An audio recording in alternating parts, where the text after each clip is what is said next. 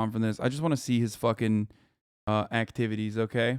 Devoted followers who leave their families for you, give their money to you, give their bodies to you, give up their lives for you, consider you God, and will kill.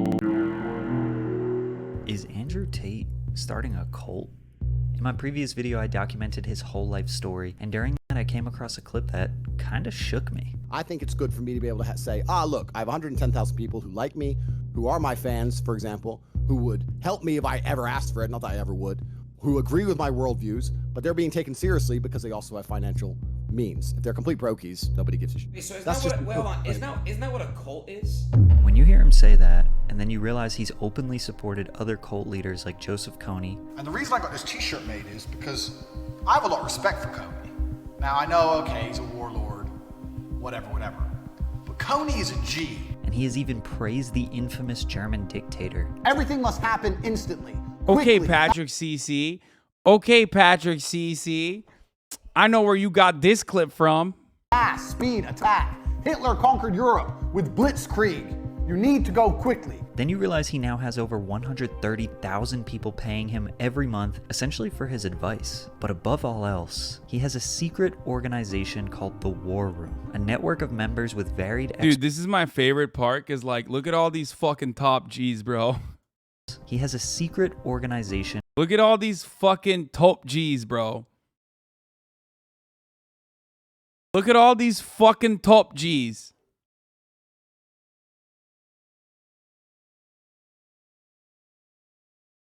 The war room. What's the war? Divorce court, okay? The greatest war of all is family court. Okay? That's what the real top G's get together, smoke cigars, and talk about bitches and how they stole everything from you.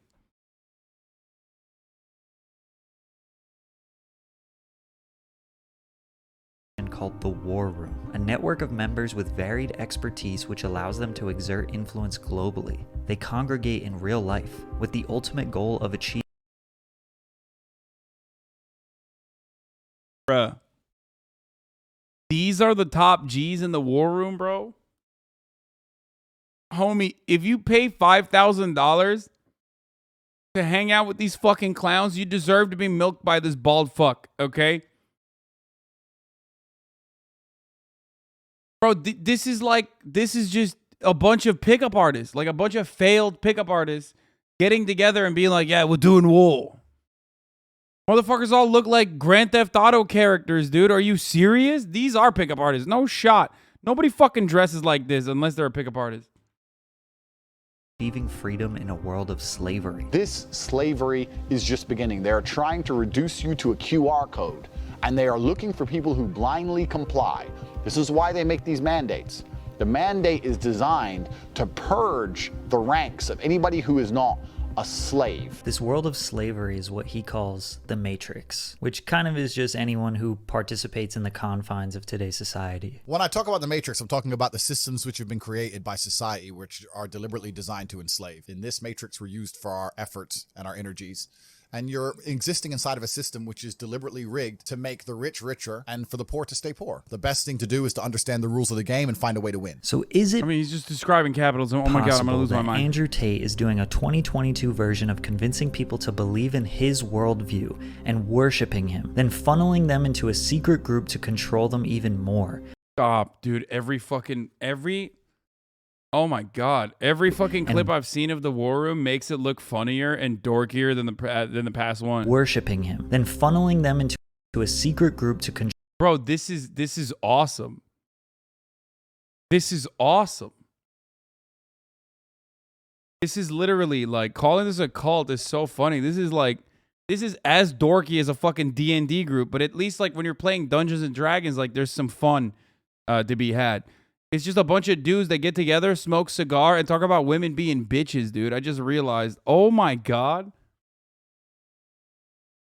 Yeah, this is the r/atheism meetup, dude. Holy fuck, that's awesome. This is great. Mumford and Sons looking ass, dude. Oh, Jesus Christ. This is great. control them even more. Then once he has that control, well, we don't really know what he's going to do next. But he is going to do something based on what he said here. You trying to keep up being like as viral as you are? Dude, I want to sign up. I want to sign up for the Top G War Room now. These guys forever? are... This is stage one of a 3-step plan. So I'm going to be viral for a little bit longer, then step 2 begins. The conquest is continuing. I started doing research on cults, how they form, how they operate, how do members join, then research on cult leaders, how do they act, how do they recruit, how are they successful and unsuccessful. And before I give you this example, think about Andrew, the War Room Network, and how he thinks everyone is living in the Matrix.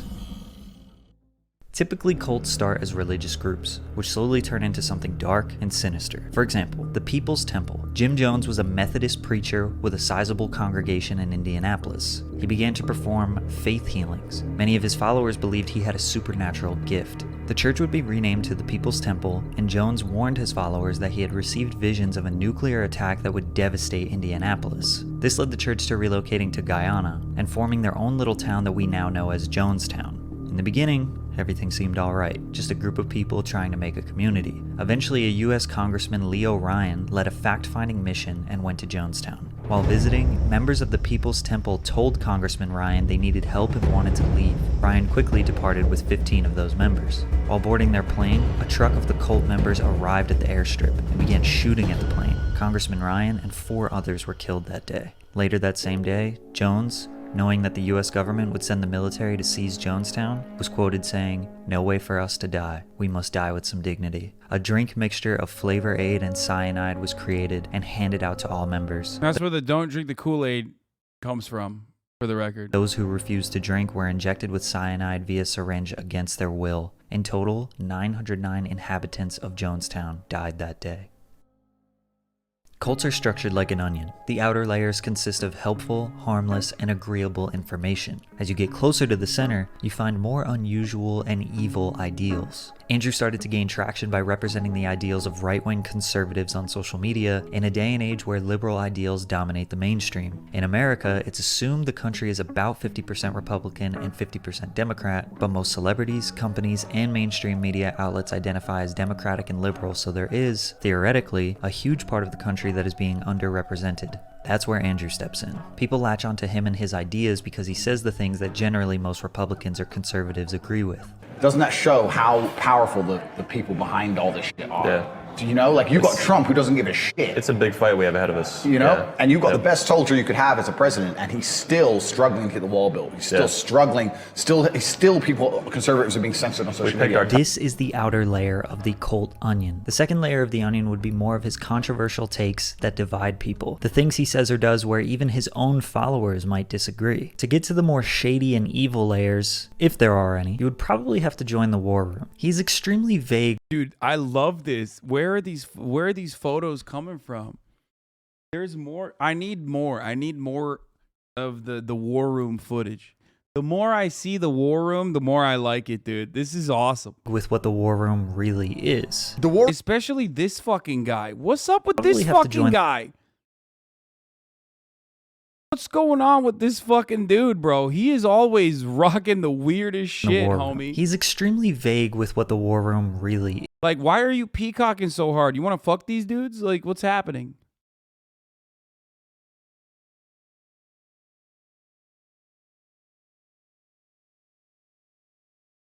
You peacock when you want to fuck them, right? Like, you peacock when you go to the bar or whatever. That's what the POA guys say. You got to peacock because you want to stand out from the crowd. You want to be a top G. RP lobby? Yeah, no, it literally looks like a RP lobby. Is. The War Room is a private network. That's the most I can say. Kind of imagine the Freemasons of old. What we do know is that the War Room is like the Freemasons, which some consider to be a cult. We know it's a secret organization. We know that members have to pay to be in it, as well as compete to prove their value to the organization. We know that people join because they fear being stuck in the Matrix, and the War Room will be able to protect them. We know they meet in real life. We only know 3 members of the War Room. Tristan Tate, this author. The Talisman. Bobby Dino. Oh, dude, that's awesome. Bro, this guy's name is Bobby Dino. Hold this L, bro. If you join a fucking group where one of the dudes' name is Bobby Dino, oh, that's a permanent L. I love this. Oh, this is so good. And this guy, Iggy, who is the master of spells. Stop. Stop. Yo! Bro, come on, dude. Bro, they got a mage in the lobby. Let's go. Yo, dude. Look at that shirt. Look at his shirt. I got too caught up on the fact that he's a mage that we are not looking at his V-neck shirt. That is the, oh my God, that has to be the least comfortable shirt in existence. What the fuck?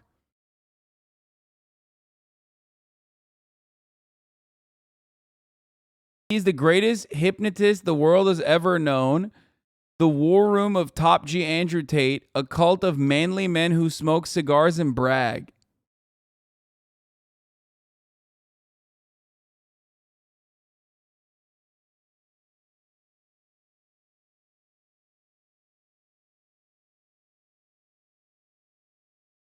Gandalf the PUA? Yeah, instead of Gandalf the Grey, he's Gandalf the PUA. And shadows. According to his Twitter, I'm in the second tweet. Wait, what? This Hasanabi guy made a video called Great Emery Tate Andrew's father a dickhead. He crossed the limit. You never speak bad about the dead. He should be destroyed. Spoke to the Tates and we solved the issue. Haram is a tool of the Matrix. One of their Agent Smith butt pimples. Wait, is he calling me Haram instead of Hassan? The G's of the War Room long ago mastered the art and science of absorbing the energy of Haram by refusing to think about him as he rants and spurgs and rees about Tate delicious.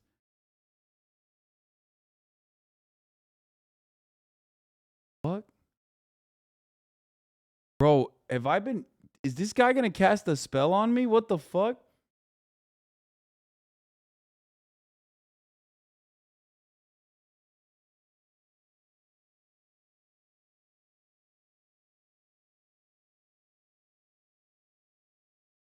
The Redditor, he says shit like douche canoe and shit waffle. L.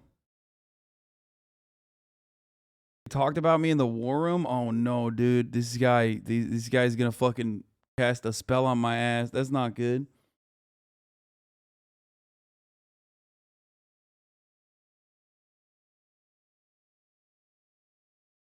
Twitter account, he is the greatest hypnotist the world has ever known. Every other member of the war room we can assume is just looked at as a number based on this video. So I want you to consider all of that while watching this video.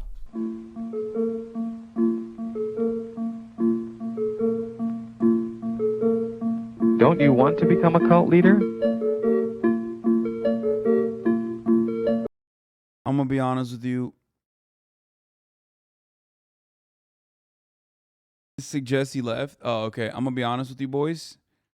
I feel like the idea that we were going to ever have a second Andrew Tate debate is becoming less likely, considering that this guy just said that they talked about me in the war room and said that they're not gonna fucking... They mastered the art and science of absorbing the energy of Haram by refusing to think about him as he rants and spurgs and reads about Tate. Kind of feels like they had a meetup of the minds. They had a meeting of the minds and decided they should just not talk to me and instead cast spells from afar, like pew pew. But it is pretty funny that they had a meeting. Since the death of God, there's been a vacancy open. You could fill that void. Here's how. Establish front groups. We're a Bible study group. We're a management course. We're a meditation center. Hustlers University. Promise to fulfill their dreams. We have the secrets to self-improvement. Dude, his goal. Why does he keep calling me Haram? The Top G was never there for the Nelk boys. Just as he was never there for Dave Portnoy, XQC Haram, Clicks, or pink-haired Tommy. He is there for you. It's not your job to awaken all sheep. It's your job to awaken all the sleeping lions.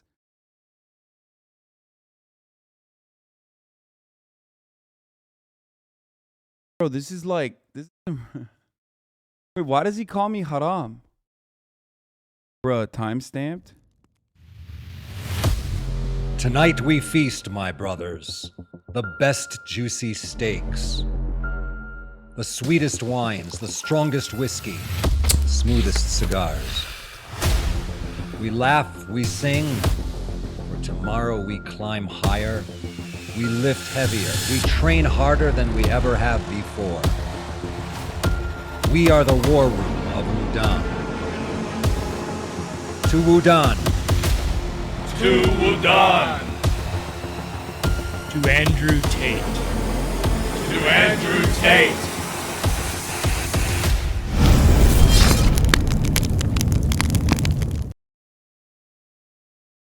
Bro, what? This is a cult. What the fuck? Wait, that's crazy. I thought it was like a joke. I thought this was like some basic multi-level. I mean, I think they're like basically LARPing as a cult. They're not actually a cult, but what's the difference at that point? You know what I mean? What the fuck?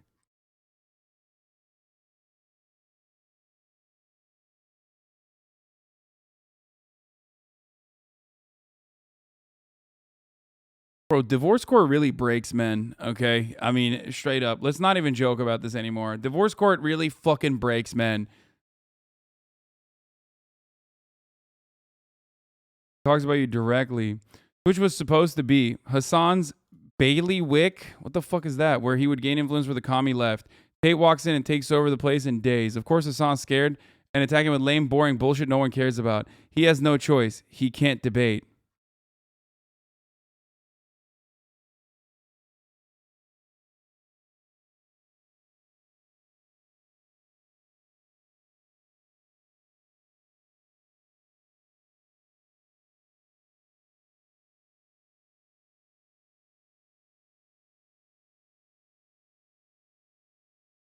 What the fuck?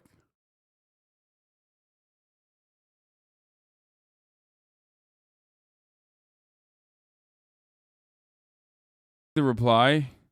He replies like a 10-year-old? Yeah, I think he might be like stunted a little bit.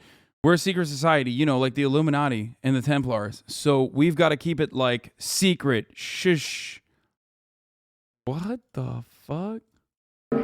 Join our elite mission. You cannot stop me. I'm that guy. You need my help. You have two choices. You either sell your soul to Tate and say, I accept Tate is all-knowing. I will listen to you inside of Hustlers University. Please save me. Offer them something free and get them to feel obliged to give you something in return. And welcome to the Hustlers University 2.0 webinar. Free presentation. Gradually, over time, you'll begin to shape the recruit's behavior by granting or withholding this love and attention. After they've bonded, slowly start making your demands upon them. The message being, Nothing in this world has value unless it relates to the leader. If you have less money than me, even by a single cent, you're a fucking brokey, a wagey, a peon. Now I wish you knew all this the first time you spoke to Tate. Yeah, what the fuck? Nobody. Control their... Bro, everything I learn about this dude, like all the other operations from his like failed rap song, album, whatever the fuck, all the way down to like... all the way down to this like secret like D&D club that they got going on is hilarious. It gets like funnier and funnier. Behavior. Come live with us. I have to pay. Where are these clothes? Eat this food. Why drink Coke? Why the would you spend £3 on a Coke when you could have an orange juice, a coffee, and a water? One of the most important ways to discover if someone's a dickhead or not is if they wear a smartwatch. But male haircuts are probably the epitome, the top of the mountain. It's like pointless shit men do. I want to be like him. Let me ask you a question. Do you eat salt and pepper? Or do you only eat salt? Prescribe a rigid schedule. You don't have fire blood. You don't wake up to go piss at 3:32 a.m. and go, I'm not going back to sleep because I want to make some fucking money. So you're all lazy. Control their thoughts. Our ideology answers all questions to all problems. If I talk about something, I know exactly what I'm talking about all of the time. There are still idiots out there who go, I don't know if I can trust you. Control their emotions. Induce guilt. And here I am showing you how war room members live their lives. And you're not thinking, I need to get in that room. I don't know what you're thinking. You're probably not thinking at all. And instead, you're going to sit at home, make some excuse for why you're not in the war room, why you're not part of our network. And fear. I think you need to be sitting here panicking at the fact that you don't have enough money.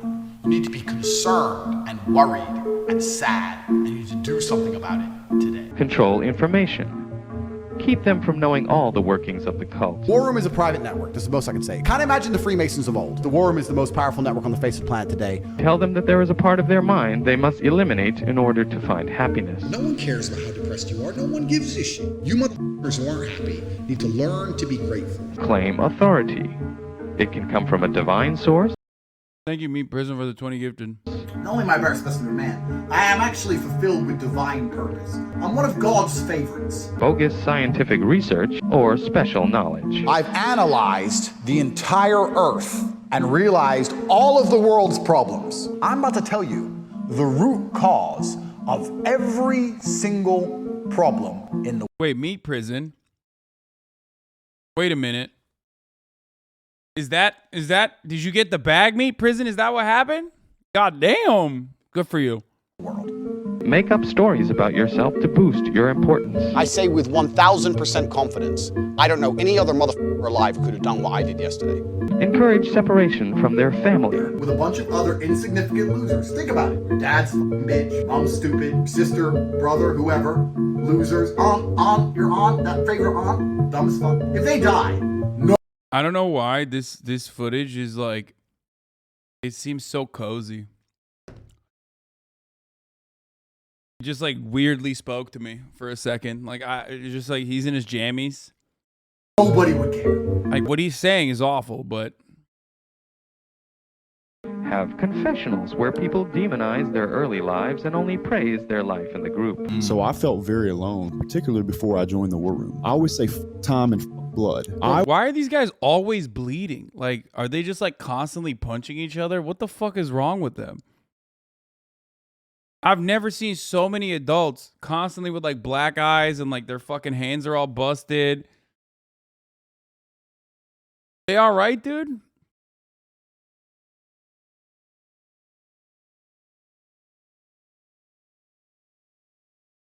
I want to know, do our souls align? I need to find people that believe things that I believe, that want the same things that I want. You need to find a group of people that... Dude, I love this.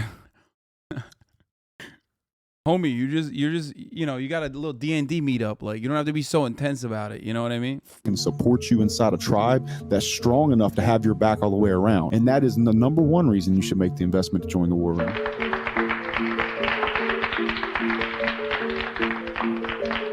But don't be stupid about it.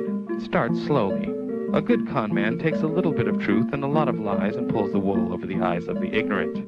Bro will be out here describing fucking making friendships as an adult, but that's gay if you talk about it like that, on terms like, yeah, you know, go out there and make meaningful relationships. So you got to be like, it's blood and soil. Right now, I'm a warrior and I need other Vikings to fight alongside me as I rape and pillage. It's like, bro, you just want friends. It's cool. Like, everybody wants friends, right? It's like, no, I'm trying to find my tribe, dude. It's right. This is stage one of a 3-step plan. So I'm going to be viral for a little bit longer, then step 2 begins. The conquest is continuing.